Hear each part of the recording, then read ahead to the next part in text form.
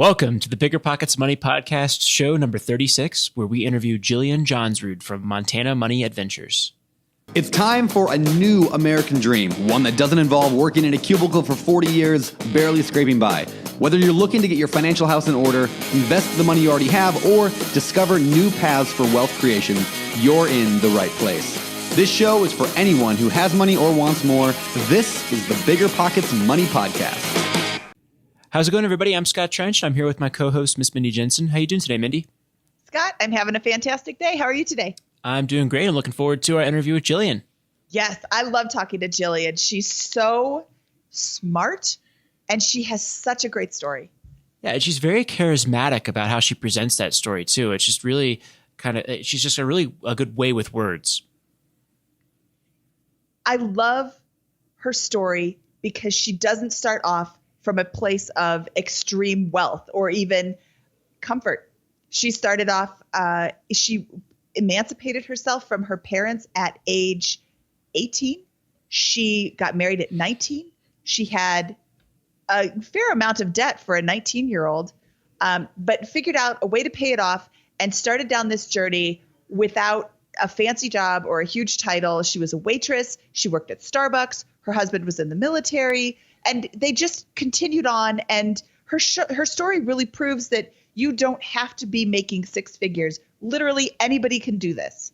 Yeah, and what's also great about her story is that each of these steps, seems from my position of, relative privilege in the world, with my upbringing, seems really difficult. It seems like she's been through a lot of difficult times and overcome an enormous number of challenges with a still incredibly altruistic view in the world and, an incredible optimism for the future.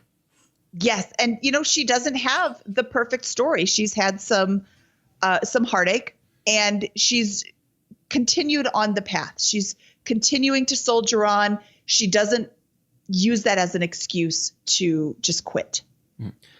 Yeah, I think it's great. And let's go ahead and bring her in. Jillian, welcome to the BiggerPockets Money Podcast. How's it going today? Thank you so much for having me. It is awesome.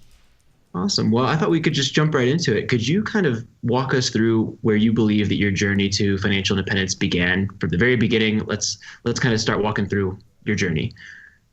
Yeah, it started, I call it like my flashpoint, and I didn't have a fancy acronym or, there wasn't blogs about it yet, but I had a conversation with my mom. I was probably 12, 11. I think I was in like the 5th grade. And the man that she had married over the years had started drinking a lot. And the mood of the home had become very abusive, I would say. It was very negative, if nothing else. And I just begged her to leave. I said, we just have to get out of here. And I don't care. I don't care if we go and live in the little tiny apartments above the grocery store. Like, I can work. I'll help pay for things. Like, we just have to get out. And she said, Jillian, I just can't. Like, that's just not an option. Like, I have 3 little kids. I can't take care of all of you on my own. And I just went up to my bed and I cried hot tears into my pillow. And it was that moment that I thought, money equals choices and it equals freedom. And I desperately wanted to have more choices. Oh, wow. My goodness. Yeah, I'm typing this right now. Money equals choices. Money equals freedom. That's so true. That's so perfect. Yeah, it's so powerful. I mean, like that's the extreme that this can take, is when you don't have these resources, you become under the power of or in control of somebody, and now you're at the mercy of chance in some ways. Where if you're unlucky, you end up in the situation that your mother was found herself in, and while some other luckier people have more of a loving and better situation. But I think that's just really powerful example of how this can be an extreme result of not making the correct choices with money. Yeah, it definitely, when you're in poverty, you just feel like you don't have a lot of options. You don't have a lot of choices, and you don't have a lot of power. All the choices have been made for you. And so I started working. I worked from 8th grade all the way up to my senior year. And after my junior year, I was able to move out. I'd saved enough money and I moved out on my own. And me and my mom still have an amazing relationship. But it gave me that option, and it gave me the option to move away for college. I took all of the money I had saved waiting tables, and I bought a camper, like a really cheap, ugly 1980s burnt orange interior 28-foot camper, and I moved into it. And I said, this is how I'm gonna make it happen. Wow. How much was the camper?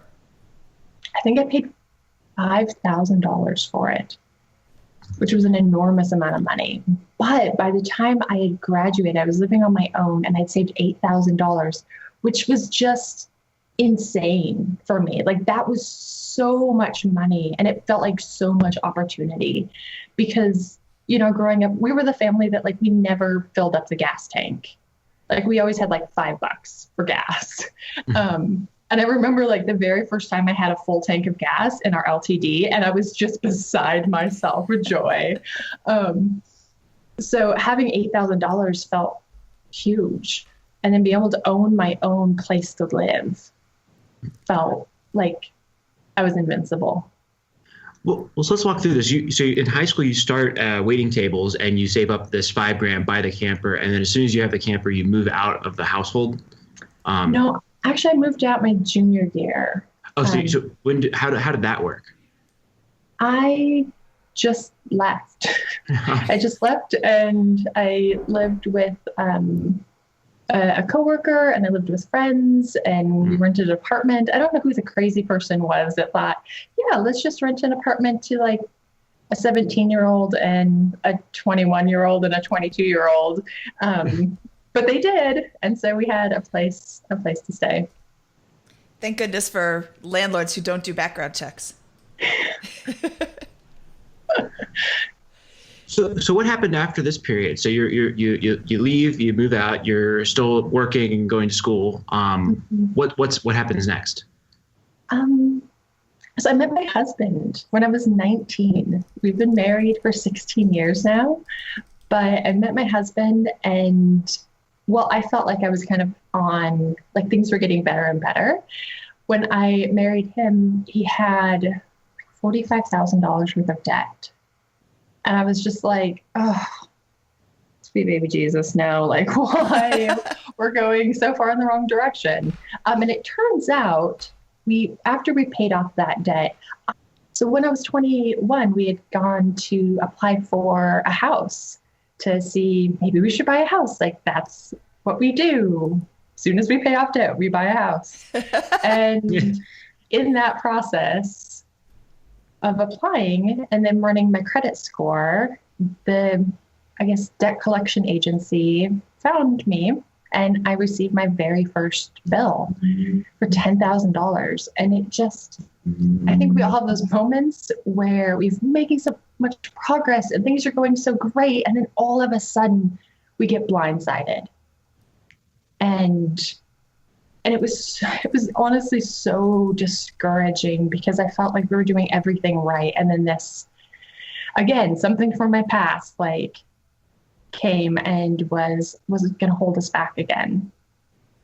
Taking a quick step back, you get married at 19, and your husband has $45,000 in debt. Are you saying that between that time and 21, you paid off the debt, and then you find out about this additional $10,000 at 21? Is that what you're saying here? Yep. So. Oh wow, that would be devastating. Had joined the Army because $35,000 of that was student loans, and they said, "Okay, join the Army. We'll pay off your student loans."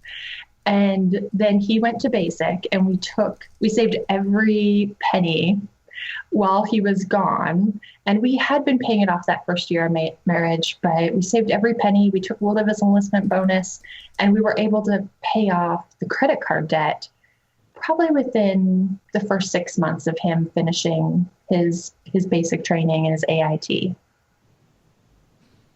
Awesome. That's really good. I mean, that's just very efficient. And then all of a sudden you pay that off for a couple of years, you're ready to buy a house, $10,000 bill.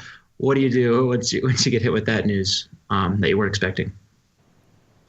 So I think in each time when I've experienced a big setback, it's okay to stay stuck in the holy crap, this is horrible for at least a couple minutes. Like, feel those feelings, but then we need to come up with a plan. So I called the credit agency, I called the hospital where I'd stayed. I just started saying, listen, I never received a bill for this. I'm so sorry I went to collections, but I didn't know. And they're like, well, we have like this medical scholarship you could have applied for. And I'm like, I didn't know. I thought it was taken care of. They're like, well, we can't retroactively apply for it now that it's gone to collections. But sometimes you just need to show up and kind of deal with things head on. I know a lot of people who have medical debt or credit cards, and the bills come and they just put them in a drawer.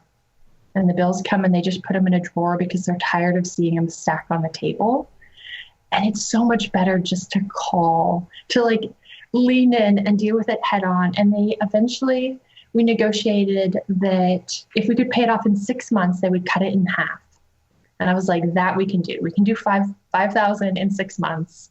I think we had about 2,500 saved, and then we just paid the rest of it off. And what were you doing for work right then? So my husband was in the Army. He was like an E1 or an E2. So he made like $1,000 a month. And I had started, we were rolling in the cash.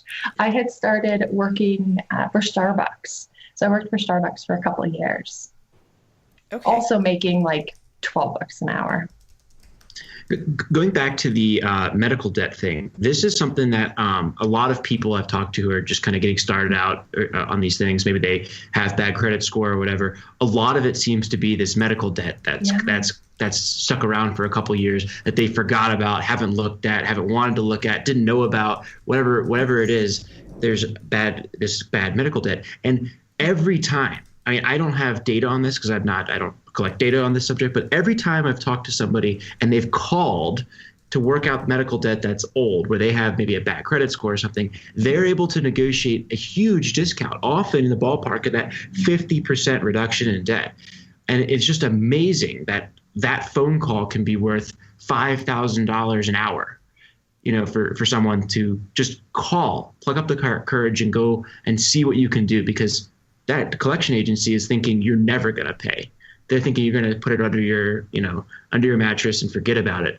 But when you call, they're like, yes, half is way better than nothing for them, is what they're thinking. And so I just think it's very, very good that you got up and did that, and a good example for others to follow if they know people who have medical debt. Even just calling up and negotiating a payment plan. You don't have $10,000 to pay them. Hey, can I negotiate a payment plan? Oh, okay. Hey, even if you still have to pay the whole $10,000, now they're not going to continue to go to collections because they know you're paying. And as long as you continue on the payment plan, or call them up, maybe you have a flat tire and you're trying to get ahead and whatever, and you can't make the payment this month, let them know, because the creditors want your money. But more importantly, they want you to, be able to pay them back long term. So if you can't make it this month, maybe they make a note in your account, or they, charge you a higher interest rate, but they still want your money, and you don't want to be in collections. When I had my second daughter, I called them up. It was like a really heavy month when the bill finally came. It was like Christmas time. I'm like, can I just pay this next month? I don't want it to ding my credit. And so I called them up and I said, is there any sort of payment plan? And she said, well, I can stretch it out for a year, but anything more than that, you have to talk to the credit department. I'm like, I was just looking for a month, but I'll take that. Instead of paying $500 this month and $500 next month, I'll pay $100 a month for a year. So I bought my baby on payment plans. I always encourage people 2 things. One, try to keep it with a hospital if possible. Like mine, because it had happened a few years before, had already gone to collections, but I called the hospital and I called collections and I kept calling until the hospital eventually reassumed that debt from collections, which I think is rare. But if you can make sure it doesn't go to collections, you're far, far better off, because the hospital just has a lot more resources and flexibility. And then the second thing is just remember, people are people. Like you're just talking to a real person on the other end of the line, and you want to be as much in their good graces as possible because they have a lot of options and you want to have access to all of those options. So be kind and be honest and be thoughtful and be respectful, but just try to really be a good person. Like sometimes even with my medical professionals, like I bring gift baskets because people are people, and they might remember me as the lady who brought a gift basket and hopefully catch my cancer earlier or something. I don't know. I just feel like it's just a safe policy. This is the nice patient. Yeah, let's be nice to her too. Yeah. When you go in and you're nasty, all of a sudden there's no openings for you for the next 6 months. No. Well, so you get on the phone with these folks, you negotiate it down to $5,000 in 6 months. What'd you do to pay that off, and what happened after that? So we had always loved the idea of living on half of our income. Like we would live on Adam's salary and save mine.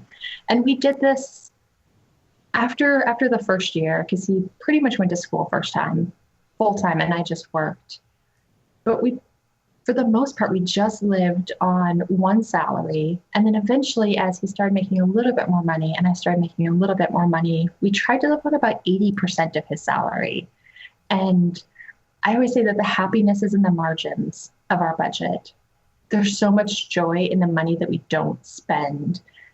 And it can be really tempting to just max out our budget and spend all of it because we think, oh, well, that's $300. Instead of just letting it sit in my bank account, I would be much happier if I bought a new car or took on another payment. But we just with the hope. Like I used to read David Bach's Smart Couples Finish Rich, and I would literally earmark the pages that showed compound interest, like the little charts.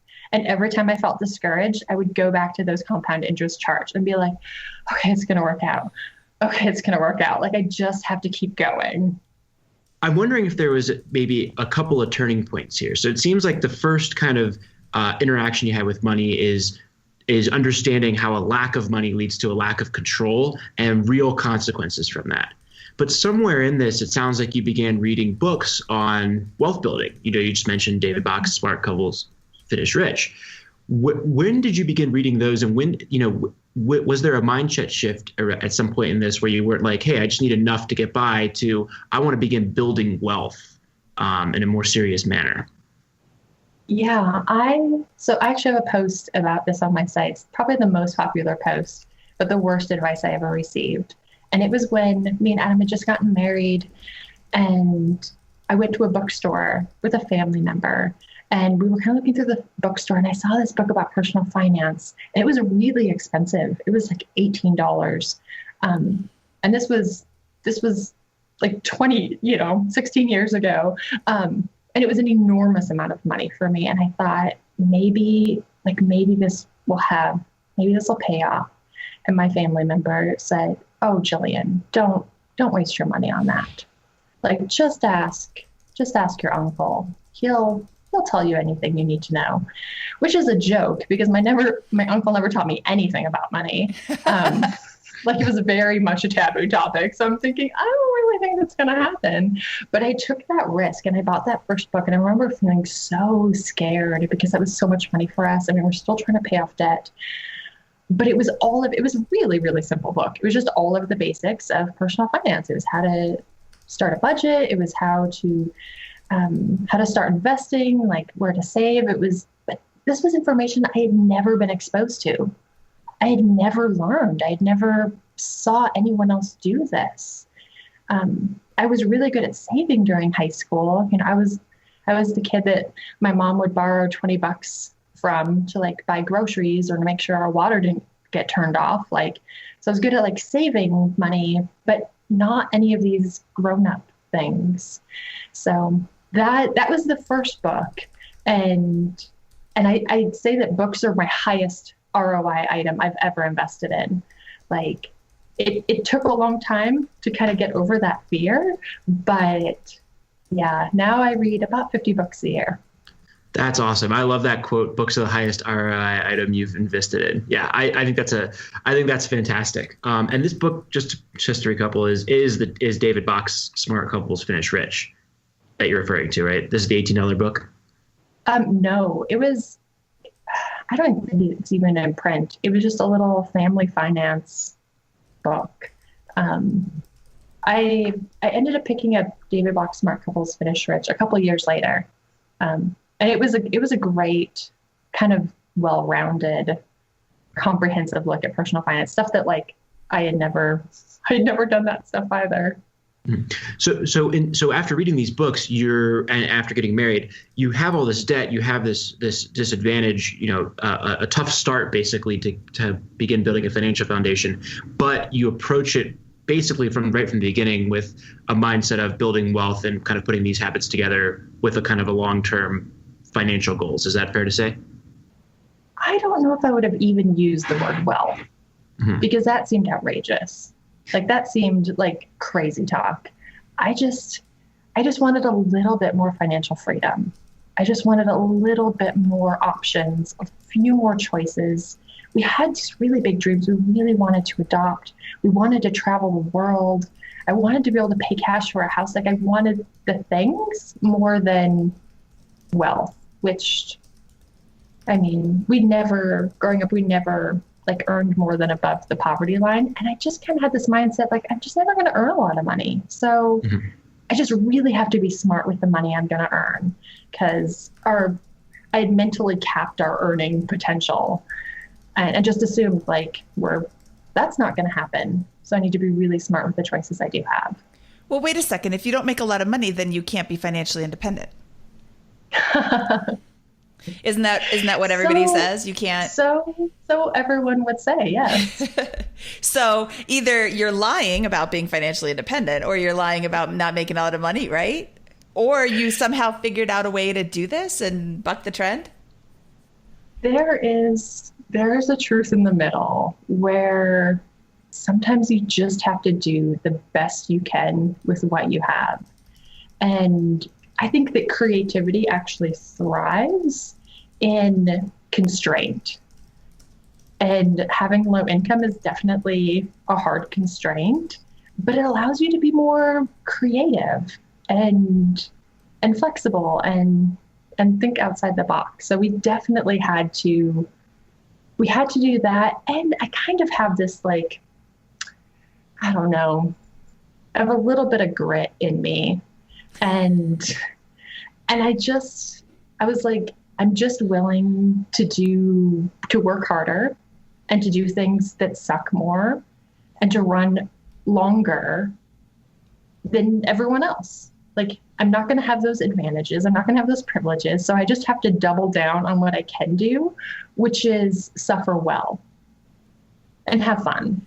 So while what does that translate to in terms of your lifestyle during this period of time? How are you living, and how are you managing to save so much money? Living off of just 80% of one salary, and these aren't exactly, even median incomes, I imagine, for on an annual basis. No, and we were living in the DC area, so not exactly a low cost of living area by any means. But I think it goes back to saving up enough money to buy a camper. And I drove a Geo Metro, called it the pregnant roller skate. It was like a 15-year-old Geo Metro, and I drove that for like 5 years. But it was I'll just do what it takes. I'll just do what it takes because I have to. I think a lot of people, if they would have had $8,000, would not have said, maybe I'll just move into a camper and look like a homeless person.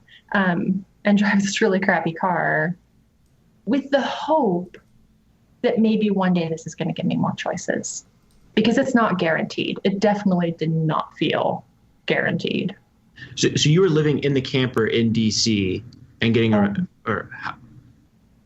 sorry, after we left college, I sold my camper, and we wanted to, though. Like, that was the plan, was we'll buy a nicer camper, though. We were going to upgrade our camper. This was for sure. And but once we got stationed in DC, we started looking at the camping options, and they were pretty slim. So that plan, which I thought was a great plan, didn't work because they don't have a tremendous amount of affordable campgrounds there, surprisingly. So my husband got a housing stipend, and so we found something. We lived in a tower apartment, which was my least favorite for the first year. A little tiny tower apartment. But then they said, we're going to raise your rent 10% every year, guaranteed. And the rent was already like $1,000, which our housing stipend covered. But I was like, oh my gosh, it's going to raise $100 a year every year. Like we're going to be outpriced really soon. So we ended up moving a little bit further out, and we found a 4-bedroom house that had sat on the market for a long time because there were some issues with the functionality of this house. Like the washing machine was in the kitchen, and the dryer was in a garage that you had to go outside and pull up with your hand. So it wasn't like, most families aren't like, well, that's ideal. That's exactly how I love to live. No dishwasher, of course, because they put a washing machine there. But we were able to negotiate it down. They wanted, I think, $1,600 or $1,700 a month. We were able to negotiate it to $1,500 because we were going to stay longer. So they locked in our rate, and they said, well, we only want one couple. Like there's no extra adults allowed. And I said, if by chance we happen to find an amazing roommate and you really liked him, do you think you might make an exception? And this wasn't even the owners. This was a property management company. And they said, well, maybe if we really like him. And a week later, I was like, I found someone. I don't really like him. And they were like, oh yeah, he's perfect. Like an insurance adjuster for Geico. Like they're like, that's exactly what we want. But that one choice, and at this point we had one going on 2 kids. That one choice was enormously effective strategy for us. One, because the money was tax-free because we were renting. So we weren't actually earning that income. He was paying part of the rent, but our housing stipend continued to grow, which was tax-free income. And he paid, all said and done, probably about $800 a month for Your 3 renter? years. Your renter Yeah. paid you $800 a month, and you're paying $1,500 a month? Yeah. Oh, so getting a roommate now has turned your rent into, you're down $300 a month from the $1,000 in this little tower apartment that you didn't like anyway. Yeah. Scott, what do we call that at BiggerPockets? We call it house hacking, but I thought you're not able to do that and get a roommate if you have children and a family. No, you can't. It's impossible to share a home with a family, isn't it? You know, there's plus and minuses of every situation. And I always encourage people, there's things that we think are going to be a huge challenge, and they might be a little bit of a challenge, but there's also upsides that you'll never see coming.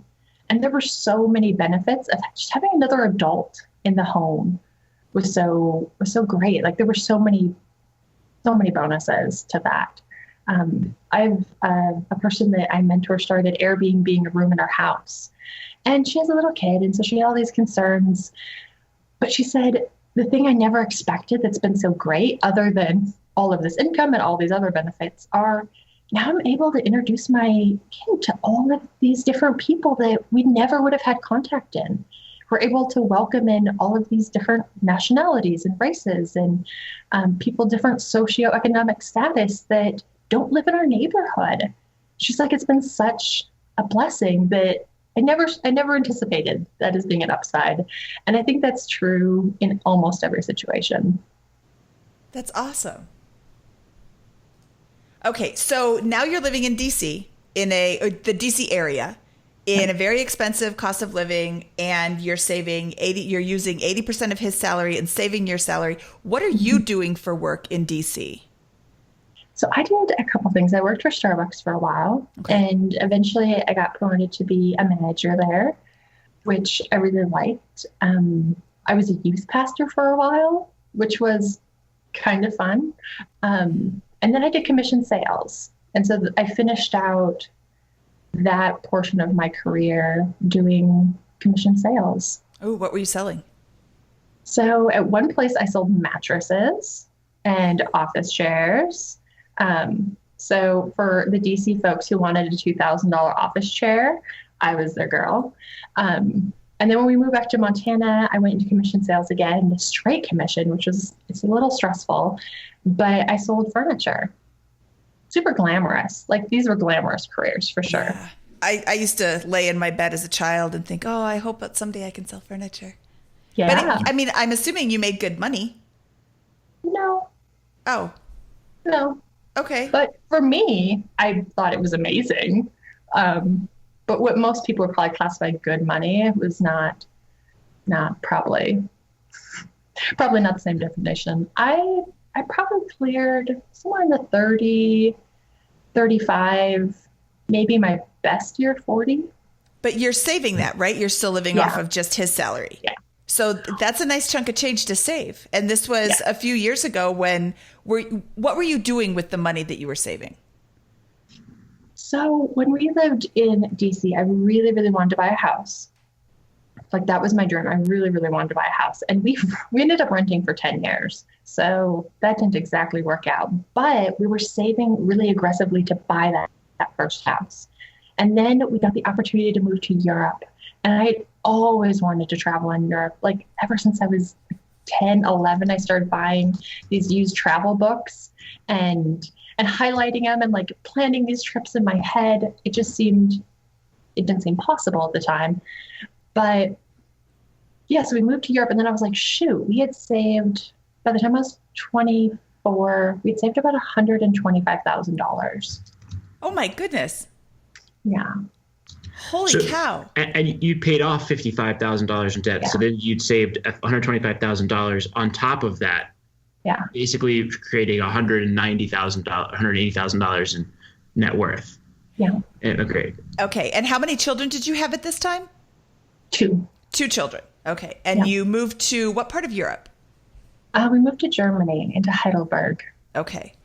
But we had all this money. Most of it was in cash, and some of it was in Roth IRAs. It took me a long time to start investing, so I was also terrified of that. But when we decided we were going to move to Europe for 4 years, I was like, well, shoot, we probably shouldn't keep it in cash in 4 years. And this was right at the very bottom of the market. I mean, panic everywhere. My boss had just started investing, and then in a few months, like, he had lost a third of his money and it sold it all because he's like, this isn't for me. And so we put about $100,000 into a Vanguard stock account right at the bottom before we moved to Germany. Oh, I bet that did well. It did. So 4 years later, when we got home, it had pretty much doubled. We had about 250. Wow. Yeah, that was like 2008, 9, 10? So we came back 6 years ago, so 2012. So we moved there, 2008. Okay. Yeah, that was, it hit hard. So I want to talk a little bit about childcare, because you've got Washington, D.C., you're both working. So what did you do for childcare in D.C.? When you moved to Europe, did you work? Mm-mm. Okay, no. So then you did childcare then. How did you take care of your kids in D.C.? So our oldest we had adopted, and he was in the 6th grade when we adopted him. So that actually worked out great. Foster care, there's 2 kinds of groups of kids that are in foster care: older kids and sibling groups that are really, really hard to adopt. Nobody wants older kids. Nobody wants more than one. So we had adopted this kiddo who the social worker was just like, honestly, I'm never going to find a family. So you can either adopt him. I've asked everyone. You can adopt him, or I'm just going to put him in a group home till he ages out. And I wouldn't say I felt really prepared to be a mom of a teenager, but I thought it's better than nothing. So we took on, this junior high kid. But the great thing, hidden benefit, was that he was at school all day. And then after school, he would just go to the library for an hour until we got home. And working at Starbucks, I could be kind of flexible with my hours, especially being I was a manager and wrote the schedule. And it worked out great. What about your other child? So we moved to Germany when he was 6 months old, and I did go back to work. They promised me a raise if I came back, and I said, "Ooh, that's too good to pass up." And I did it for about 4 or 5 months. A lady across the street that we'd become friends with was our nanny and would come over every day and take care of him. And it was awesome. I felt like I paid her way too little. She felt like I paid her way too much. And so it was kind of the perfect arrangement. That is the perfect arrangement. Yeah. I think she really wanted to do it for free. And I was like, I can't let you watch my kid for free. So I paid her a very modest amount, and she was thrilled. So nice. Okay, so fast forwarding a little bit. Now you're in Germany and you're not working. Did you work at all while you were in Germany? Okay. No. And did you have any more children while you were in Germany? No. Okay. No. Oh, so you moved back with just 2 kids. Yep. Okay. Yep. For people who are listening and may not be familiar with Jillian, she has 6 kids. Right? Yes, I didn't know if that was a question or a statement. Yeah. Kind of both. Jillian has 6 kids, so I'm wondering where all these kids came from. So 2012, I'm not wondering, I already know, but I want to ask so you come back in 2012, back to America. Came back. And 2012 was a hard year. And you were living where? So after my husband was retired from the Army says, okay, just tell us where to drop off your stuff anywhere in the world and we'll ship it there. So we really got to pick wherever we wanted to live. And we had traveled all over the US. We had traveled all over Europe. But growing up, I had spent some time in Glacier National Park. My grandpa had a cabin there, so I'd always spend like a week in the summer. And I think I just had really high anxiety as a kid. But being in Glacier, I just felt the most like myself. I just felt the most relaxed and the most at peace. And I was like, I want to live there. If I get to pick anywhere, I want to live there. So we moved back here, and I started a job, and we bought a house, which was kind of an ordeal. We'd saved all of that money to be able to pay cash for a house. Like that was my goal. And we had $250, which was enough to pay cash for a house in a regular market here. But especially at that time, we could have bought a nice house for $150 in our area. Instead, we bought a $50,000 house that needed to be completely gutted, top and bottom, redone. Because we had rented for 10 years, we had zero experience. I had painted. That was the level of my experience. I had painted walls poorly. So we just watched a bunch of YouTube videos and we're like, we'll figure it out. It'll be great. My husband was not convinced at all. This was not like HGTV. There was no Property Brothers. There was no Chip and Joanna like holding our hand and saying, we'll make it beautiful, trust us. It was just me who had no experience saying, I think we can do it. We'll try. So about a week into that renovation, my husband came to pick me up from work, and he showed up early, like an hour early, and he seemed very distressed. And he's like, we need to leave. I looked at my boss, and boss was like, okay, I guess.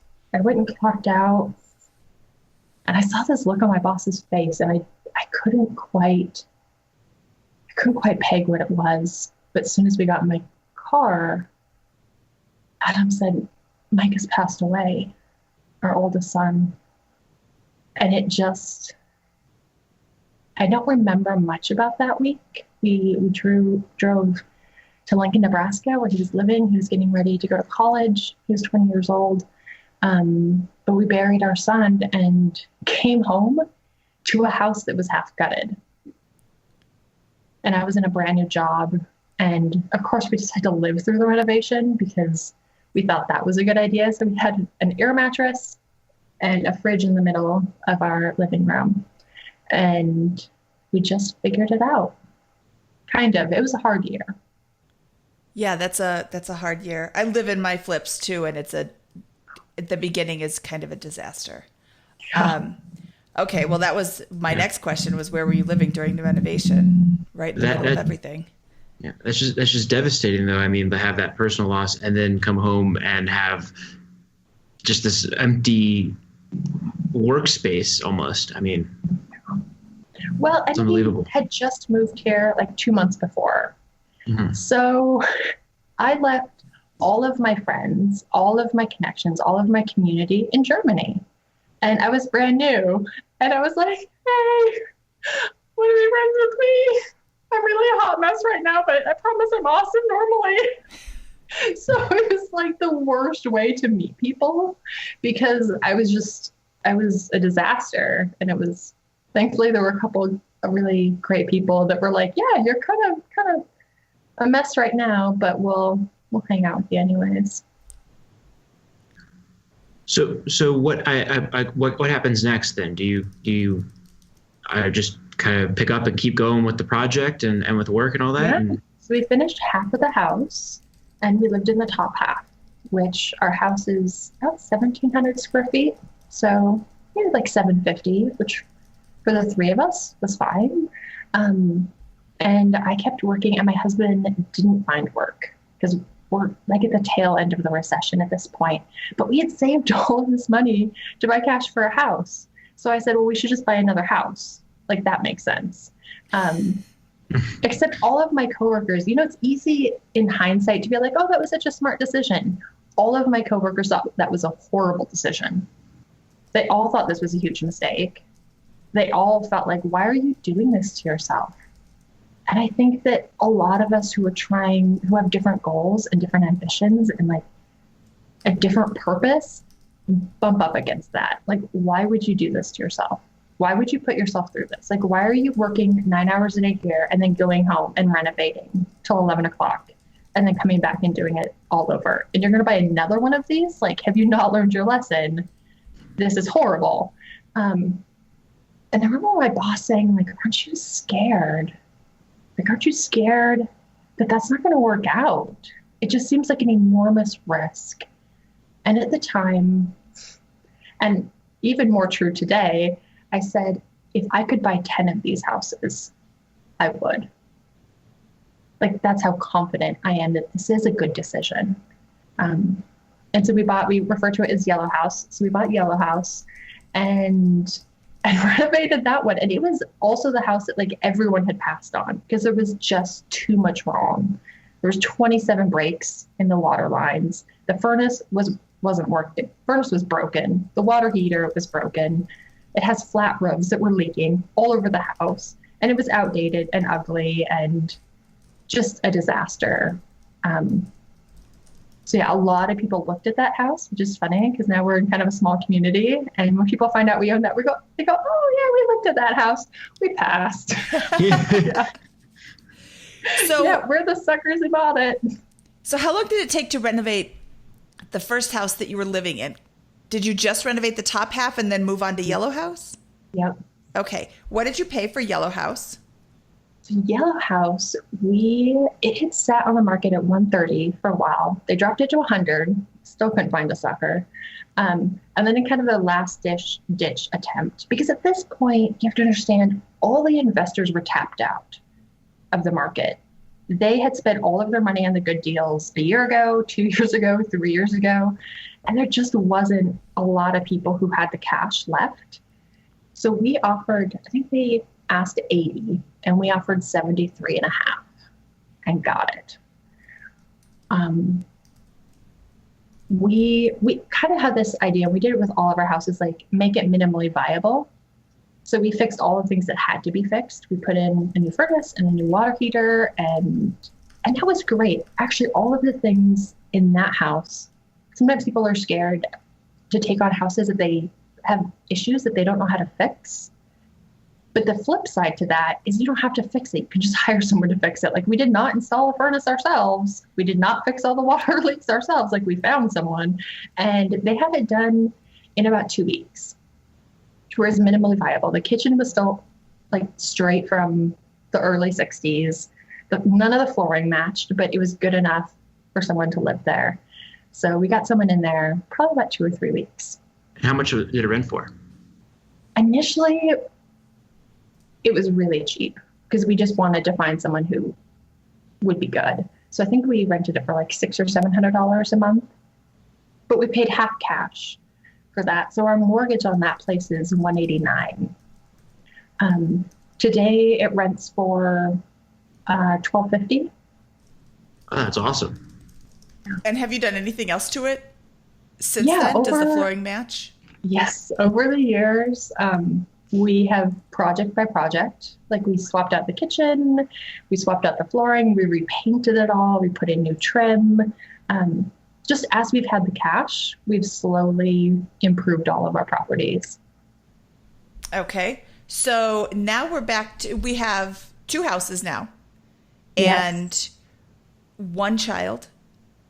Yes. And then when did you get more children? Because you have more than just 1. I do. So we had really wanted to adopt again. We just really had a heart for, especially for the kids who like have such a hard time being adopted that they might not be adopted. About 20,000 kids every year just age out. Like they never got picked. In the US each year, there's about 100,000 kids just waiting for an adult to show up. Just anyone who is brave or crazy enough to take on the challenge. And I really had a heart for those kids. So we'd adopted a teenager, said, okay, we'll do a sibling group or a teenager. Either way, we felt pretty good about it. But then our son passed away. And in the rules and regulations, you're not allowed to become foster parents or adoptive parents within a year of losing a child, because it's hard losing a child and it's hard being a foster parent. And they say you can't do 2 hard things in 1 year. So we waited for that first year, and then, our first kiddo got dropped off. Our boy came first. They were like 1.5, 2, and 5 at the time. We were their 5th to 7th placement. No one else had been able to keep them together. No one else had been able to handle their behaviors. And with that sometimes unqualified confidence, I said, don't worry, we've got this. We've got this. The next year would prove that a total lie. Like I did not got this at all. It was so hard. But they were a 3-pack. They were all half siblings. And so we went from 1 to 4. And within 2 years, I found out I was pregnant. Within 2 years, we went from 1 to 5, which is a crazy transition. I think there's a reason they come one at a time. Like it's helpful when they come one at a time instead of big groups of them. So how you have these 2 properties. I assume that a big chunk of that cash that you'd invested is still sitting in the market at some point. You were working over this period. Was your husband able to find work as well? Yep. He started working and we bought another house. Kind of gluttons for punishment. We found another house that had some serious issues and no one else wanted. And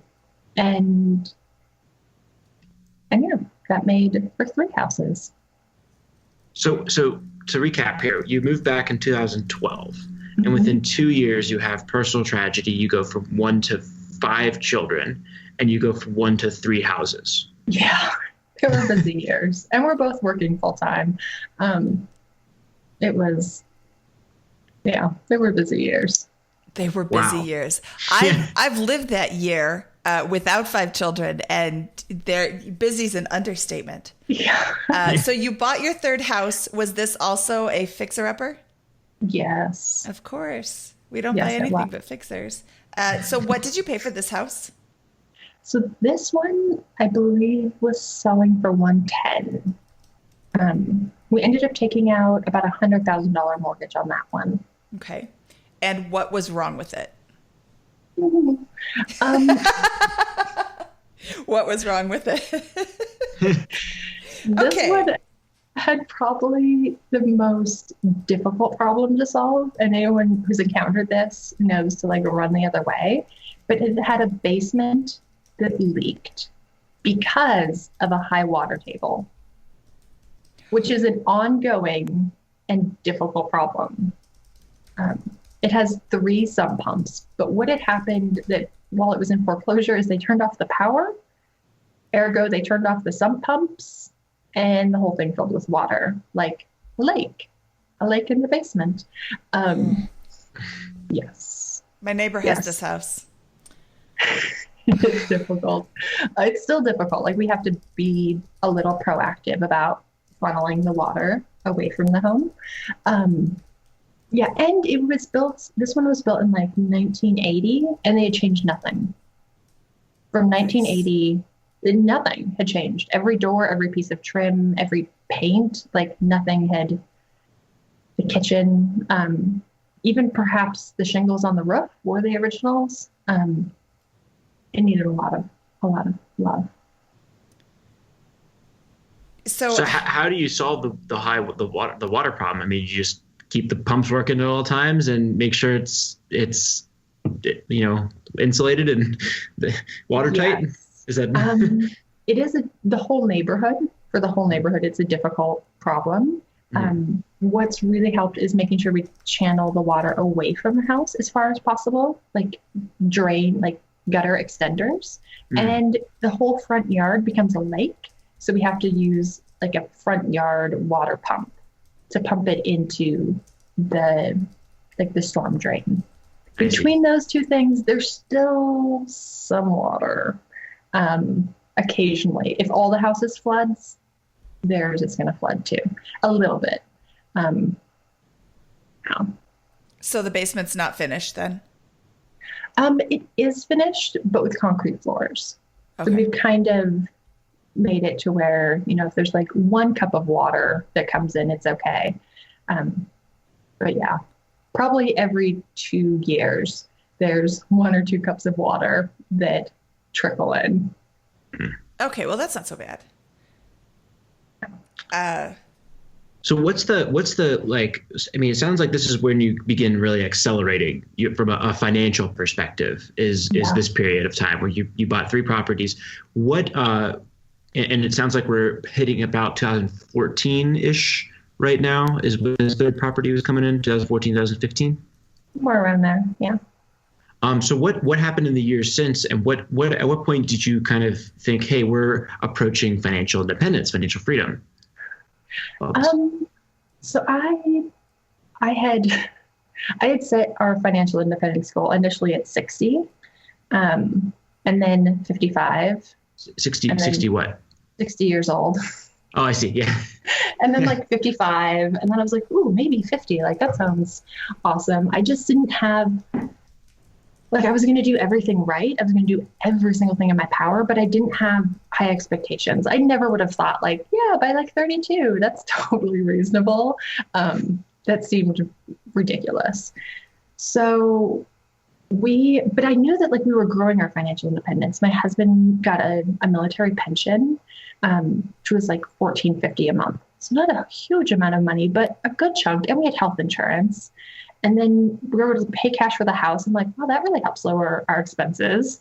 And then we had 1 rental property, and then we had another. And I'm like, oh, things are looking good. And our investments were growing. But I wouldn't say that we felt ready, which is now kind of on the other side. I think a lot of people feel that way. They feel like we're in a good spot, but we're not ready. The week that the state officially asked us to adopt our kids, we went away for the weekend and just did like our planning. We kind of have these little married staycation life planning retreats and went through all of this. And we're like, yeah, maybe like in like 5 or 8 years, like we'll really be set in like 5 or 8 years. And I came home and I found out I was pregnant. And honestly, I was kind of drowning with the 4 kids. There were so many appointments. They had so many needs. It was so difficult. And I found out I was pregnant and had a little bit of a mommy meltdown, like just crying in the doctor's office. Like, I can't do this. I can't do this. I don't have room in my house. I don't have room in my van. I don't have room in my schedule. Like, I can't do a baby. And I sat down with my husband. I'm like, plan B. We need a plan B. It is time for plan B. I'm like, you're quitting. That's the plan. Welcome to early retirement. And so we had initially planned, like I reran the numbers and I was like, maybe we can make it work. I felt really confident we can make it work for a year. So that was our plan. We'll take a year off. We had done 4 mini retirements up until this point, sporadically. And I was like, we'll just do a longer one. We'll do a whole year and we'll see how it goes. And we'll go from there. He had asked to go part-time like 6 months before this happened. And they said, no, that's not happening. So this was our new plan. And yeah, but in the process of taking a year off, our expenses lowered even more. And I felt more confident in our numbers. I was like, oh, this kind of works actually. This is pretty good. Now we're 2.5 years in and I'm like, oh, easy peasy, lemon squeezy. Like, we got this. You're 2.5 years into your 1-year retirement? Yes. Okay. Okay. And do you have any plans to go back to formal? I'm talking about formal work. Yeah. Not like. I can't see. I think my husband might in like 20 years, but I suspect he'll change his mind in 20 years. Honestly, at this point, we both really liked working. We weren't like, we hated working, so we quit. But our goal is more to just find the work that we're really good at, the work that we really love, and that kind of fits our lifestyle. So like we just got back from a 10-week trip. So it should accommodate 10-week trips. And yeah, we do some stuff, but it would be pretty tough for me to do 40 hours with an employer. I find at this point in my life, I'm less interested in being a cog and less interested in working with people who are cogs. I like things where people just bring their best talents and their best passions and their best skill sets, and we collaborate and we make things that are interesting and fun and helpful. That sounds really interesting. Kind of fulfilling a task for another person, less so. So how are you funding your retirement? You've got income from your rentals. Mm-hmm. You've got your military pension. Mm-hmm. You have stocks, I assume. Mm-hmm. Some of that's still in the market. Yep. Okay. So our expenses, if you, like, I call it like our monthly nuts. If you tally up all of our bills, like our car insurance and our dental insurance and our life insurance and our property tax and homeowners insurance, internet, gym, utilities, like all of the things that we have to pay every month is about $600 to $700. Oh. Yep. So that helps. And that's because you have a paid off house for the most part, right? Yeah. And then for health insurance, you're getting that through the military. Is that right? Yes. Yep. So I pay out for my dental insurance, but we don't have like a monthly payment for our health care. We still cost. We pay, it's like 80-20. So we still fork out some money, but not like a monthly payment. And then for food, we spend about $600 or $700. So that puts us about 12. We do like fun money. We split, we get $75 each. And that's like for like eating out and coffee and clothes and whatever fun stuff.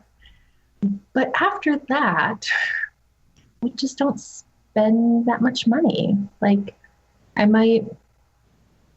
don't know.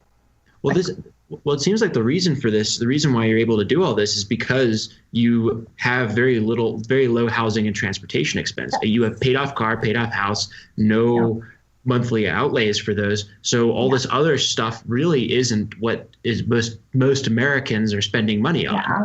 It's really those areas that you've totally eliminated from your budget. through kind of smart planning and hard, sometimes, really overwhelming work with your house. But you've gotten there. I mean, and now you don't need that much income to support what sounds like a really awesome lifestyle. Yeah. And living in the Flathead Valley, I've had some other writers and readers come and visit me this summer. It's like, I don't have the time. Even now that we don't work, I don't have the time to do all of the amazing, fun, free stuff that's here. There's the area just offers so much stuff. I don't have the time to do it.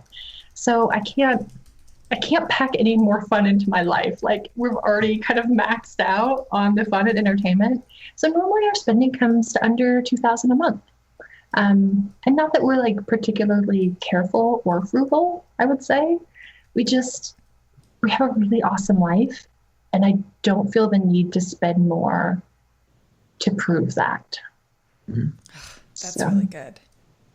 I mean, after food and the, expenses of life, housing, health insurance, transportation, I mean, $1,000 a month, $1,200 a month is a lot of fun. You can have, it's a lot of entertainment expenses. Yeah. Expenditure. So, I mean, like that lifestyle that you just described for $2,000 a month, $1,500 to $2,000 a month, that's, in Denver, if you have a housing payment and a car payment and you're paying $600 in health insurance, that's a $45,000 a year lifestyle, right? And that's I guess the big secret that you've got is that you're able to, through smart choices, hard work, sacrifice, service to the country, you've gotten these ability to cover these major expenses. Mm-hmm. So our income is $1,450 from the pension and about $1,200 from our rentals. So that puts us at 26, which is a lot of buffer. We're like $1,000 a month over our expenses. We have a little bit over 200,000 in investments we could pull from. We just haven't had to, and we keep 50,000 in cash just a buffer. It kind of, because it feels good. I like having it there. Yeah, that's a nice one. So are you currently investing in anything? Are you looking at more houses? I think maybe like in the next 5 years. Right now, our youngest is 2.5, and I just don't feel like I have the bandwidth to do a huge renovation or build something. But in the next 5 years, we might add one more property. Maybe. We're kind of enjoying the travel and the relaxingness of sitting in our garden in the morning and drinking tea and reading and letting the kids eat raspberries from our raspberry bushes and jump on the trampoline. Like, that's probably 2 or 3 hours of our day each day. So that's awesome. So now that you've gotten you've had a couple of years into this FI lifestyle, you're saying that your day is spent watching it. Like, what is it? What is a typical day in the life, and what are these travels that you're going on? So I'm really trying to construct kind of, in my ideal is to create a life that's such a perfect fit that I would never want to retire from it. Like, this is what I'll do every day until I die because it's such an amazing fit for me. So I love it if I have like 2 or 3 hours that feel really productive, that I'm either talking to people or I'm helping people or I'm writing or I'm creating or just something that's not like managing the chaos of kids. 2 or 3 hours is about my happy amount. And even my husband's like, if I haven't done anything for a couple of days, he's like, maybe you should go to the coffee shop. I think that would probably be a good choice.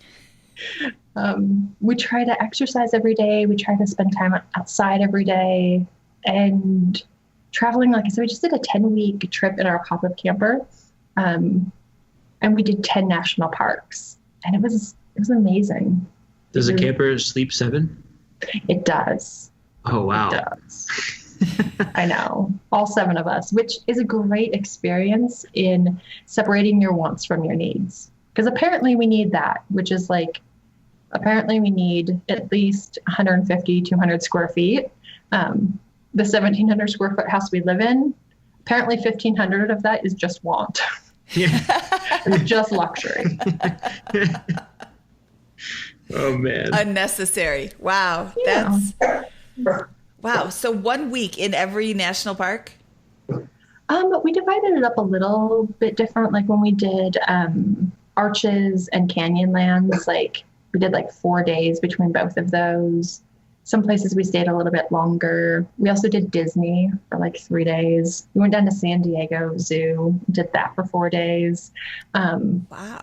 We saw friends and family, and we have one of the best, I think the two best values in travel are the National Park Pass, and there's a Science Museum Pass. And if you have kids, it is like a killer deal. We pay, I think, $70 or $80 a year, and we get into like 300 different science museums for free. This is something I just heard about. It's so awesome. And nobody knows. I tell everybody because I'm like, when we travel, when we do big trips, we just say, okay, what science museums are in that city? In Salt Lake, we did like 3 or 4 different ones. And for a big family, you're taking an experience that would be $80 or $90 like per trip and doing it for free. So we hit all the science museums. Between those two things, national parks and science museums, that's like 90% of our entertainment. Okay, we are going to have a link to this Science Museum Pass that you're talking about. You're the second person that I've heard discuss this. The first one was a couple that my husband met at Chautauqua 100 years ago. So here's the trick, though. You can't buy it like online by itself. You buy it through a museum. Now, you can buy it online through the museums, but you have to pick one. And here's the funny thing. All the museums have a different price for the pass because you're basically buying an annual pass to their museum, and it just includes all of the others for free. So if you have one in your town, that's kind of ideal because you get to visit that a lot more often. If not, maybe pick one close to you, or if there's nothing anywhere near you, pick the cheapest one. Yeah. Okay. Yeah, that Science Museum Pass is really awesome. And we will have a link to that in the show notes. All right, so I have 2 quick questions before we move on to the famous 4 here. So first, was there a year in this entire period where you or your husband as individuals earned more than $50,000 from wage income? What do you think the high, like the peak of that would be from an individual earning standpoint? Man, if you look at our Social Security records, they are embarrassingly low. But it's a little hard to figure because he did have health care, which was paid for, which is a great benefit, and housing was paid for. Yep. And none of that shows up on your Social Security income. And then we started having rental income as well. So I think, well, you can look at his pay chart. I mean, that's pretty darn easy. He finished as an E4 with like 10 years of service. So I think that monthly payout is like $2,000 a month. I think my highest earning year was probably like 35, maybe. So like pretty normal. Like we just earned normal amounts of money. Yeah. What I want to point out though is that a lot of people that listen to this have a household where at least one person is earning more than that, maybe 50,000, 60,000 mark. And yeah, there were some benefits like health insurance and housing stipend, but these what I want to point out is that if you guys can do this, then a lot of other folks can kind of learn from your story and repeat it as well, because I think there's a lot of folks that have more resources than what you had during this entire period to play with, that maybe didn't, or that can learn some things to deploy them more efficiently the way that you guys have. Yeah, I really encourage people, and something that's on my site and I do with everyone that I work with is mentoring questions. Like once you get a lot of clarity about what you want, once you can get a lot of clarity and really write down like, this is important to me, this is what I want my lifestyle to look like, and this is what I really value, that's an amazing filter for how you spend your time and your money and what things make sense and what don't. It enables you to have gratitude and motivation to do hard things or to do things that are just hard because they're different, because nobody else is doing them. But you can see, actually, this makes sense for me. For where I want to go, this is the right choice.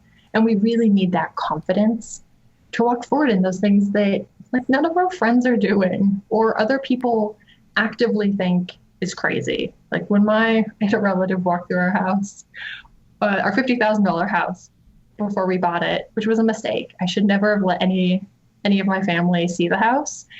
And she was like, "Oh, sweetheart, you're not going to live here, are you?" No. I mean, you can't make my grandson live here. Like, this isn't okay. And I was like, "No, it'll be fine. I swear." Totally not believing it myself, but just like trying to be like, it's a good choice. I swear. Well, I think that like that's a great point. Just having clarity on your goals and knowing what matters and being able to block out the noise. And one way to help that is with the books that you've probably been reading, where hey, all of a sudden, hey, everyone around me can think that this is crazy, but the people I associate with, the people that I'm reading, the voices in my head, the book author, these podcasts, these types of things, they make it seem more achievable and more normal, because it is something a lot of people are doing, even if they're not right there in your neighborhood. So. Yeah, that's one of the things that I have discovered that I like the most about the finance community, the personal finance community, is just everybody is in their own little bubble. They're like a frugal weirdo. And once they reach out and, there's meetup groups and there's, Facebook groups, and there's ways to connect with people that aren't even close to you. And you discover, I do have a lot in common with somebody. I'm not so weird. There's a lot of other people that are doing this too. And you just kind of tune out the noise where people are talking about things that don't matter. And, it almost makes having regular conversations with like neighbors kind of difficult once you discover there are other people that are like me. It's kind of cool. I don't really want to talk to these people that are, look at my latest phone or my latest thing or check out my brand new car. And you're like, you could have saved so much more money if you just drove your crappy old car for another 5 years. You could have retired 5 years earlier or, whatever.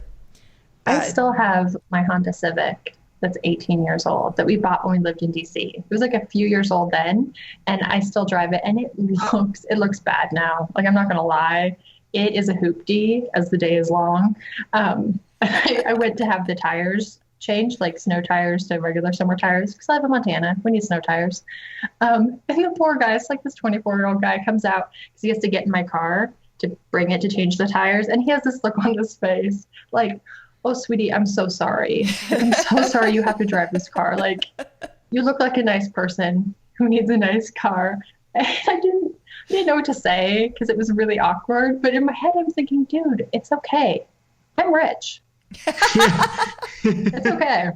Like, don't feel bad about this at all. That's the best thing, when people pity you because they think you don't have any money. Yes. I remember biking to work one day, and I am going down a hill, and I'm having and this is like one stretch of road where I can't take the trail. And this guy in a big pickup truck pulls up next to me. And apparently he didn't like the fact that I was biking and not impacting his day at all. But he shouts out, he goes, "Sucks to be poor." And I was like, whoa. Yeah, I didn't know what to say or what to think. I was like, man, like that pickup truck probably has a huge, I don't know. Yes, I get the feeling. So that was the hardest, honestly, the hardest part about me building wealth was getting over the neurotic insecurity about looking poor. Because growing up poor, there's so much shame and so much embarrassment about being poor that I hated. Like, it was an easy, like, soft spot on me, looking poor. But it was like, I just had to make a choice. I can either continue to look poor and try to build more financial freedom, or I can spend all of my money trying to not look poor. But I'm probably not going to be able to do both. Yeah, yep. You're not. Although you can shop at thrift stores, especially if you live near a rich area. Yeah, but even then, I have to go into a thrift store, which even now, like, it's like the smell of my childhood, and it kind of like brings back that, oh, this is a horrible feeling in my gut just a little bit. I have to like push through, like, no, I don't have to be here. I'm choosing to be here. Like, this is a choice that aligns with my goals. But yeah, it's such a struggle for people who've grown up in poverty You'll notice oftentimes when I see people spend an exorbitant amount on their kids' clothes, I'm like, oh, they grew up poor. That's what that is right there. Because all of their insecurities, all of their bad experiences, they put right on their kids and say, I don't ever want my kids to feel that way. I don't ever want them to feel like they don't fit in or they're being made fun of. So I'll spend hundreds and hundreds and hundreds of dollars to ensure that they don't. Oh, that's a good point. I just shop at thrift stores because I'm cheap.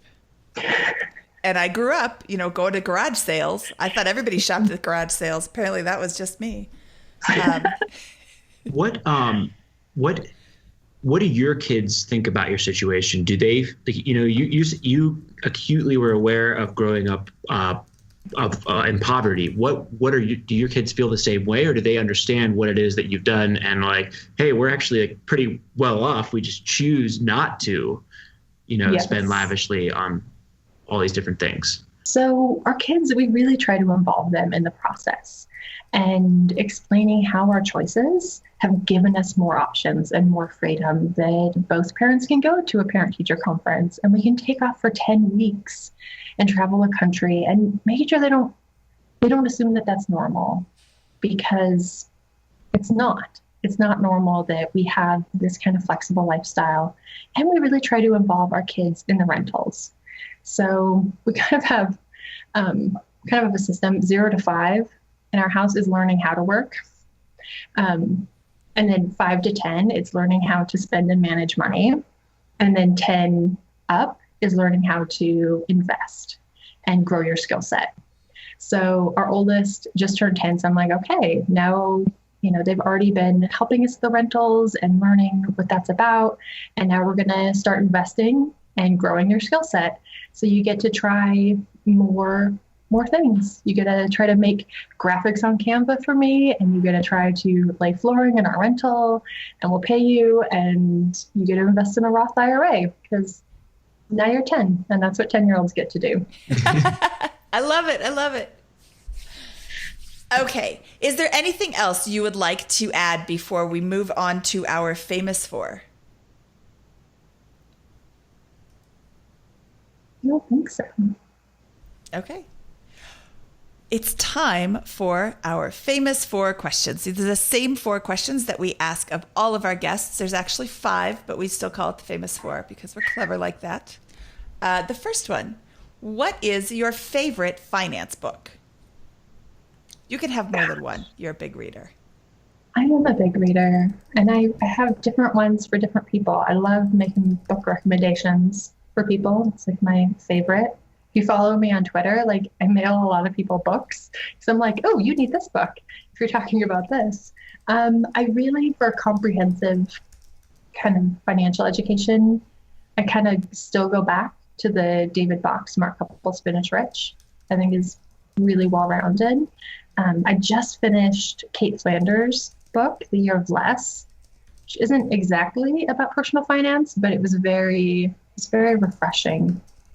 That was a good read. The Awesome. Year of Less. I don't think we've had either of those books recommended in the past. So. No, I know Tiffany Aliche likes David Bach books, but I think it was like Smart Women Finish Rich. Mm-hmm. All right. What was your biggest money mistake in this period? Oh man, all of my mistakes probably stemmed from the same 2 things: fear and shame.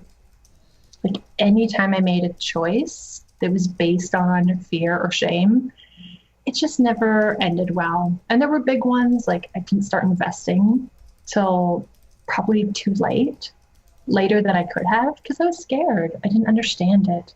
And every time I've spent money because of shame, like I'm not good enough. I need a new outfit. Like maybe if I just had a different lipstick, like maybe if I had a different couch or a better yard or just something to feel better about myself and my situation. Like I've always regretted those. Because if you don't feel enough just by yourself, more stuff generally does not fix that. Oh, that's so good. Yeah, it's great advice. And I think that honestly, in the generation coming up, that travel can even qualify that.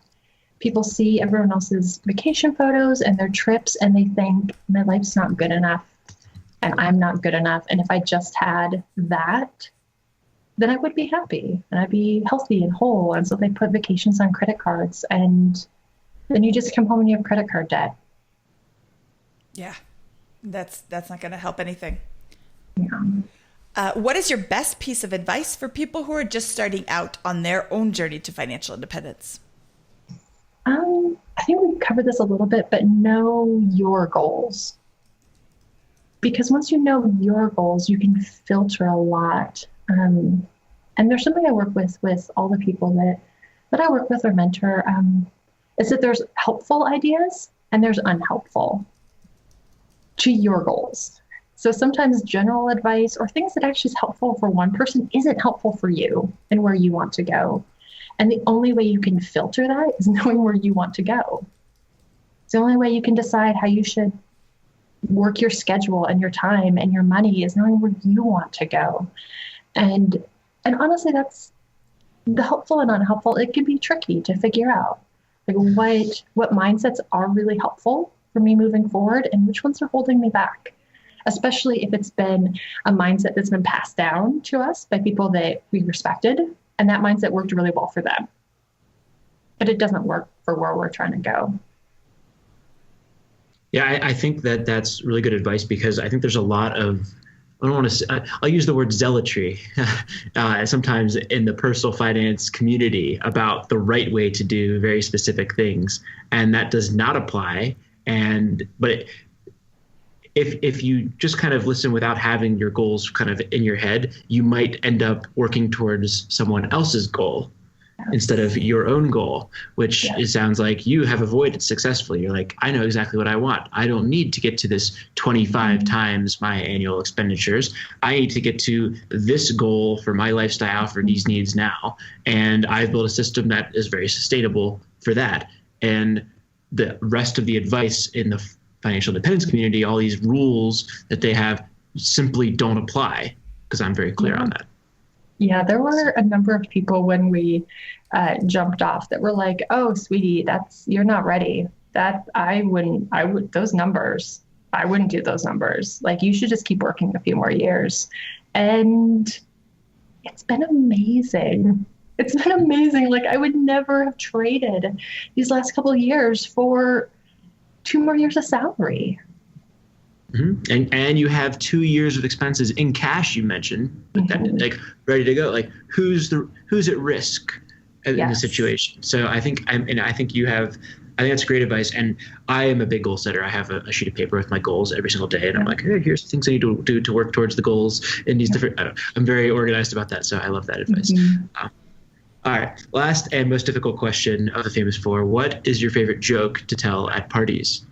I am not funny at all. I'm like so not funny. I don't even try jokes. I wish you worked here instead of Scott. Scott just tells jokes all the time. Oh, I am not a joke teller, but I do keep bear spray in my house.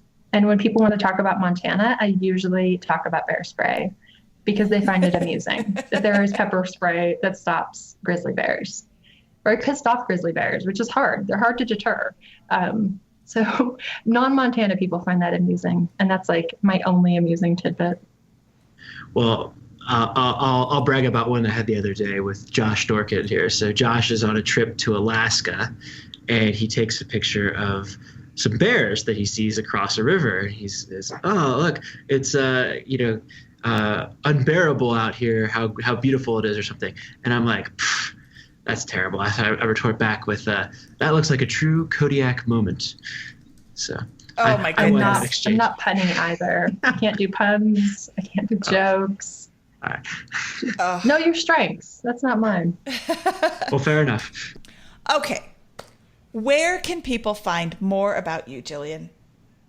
The best way to get a hold of me or to just keep in touch with what I'm doing is my email list.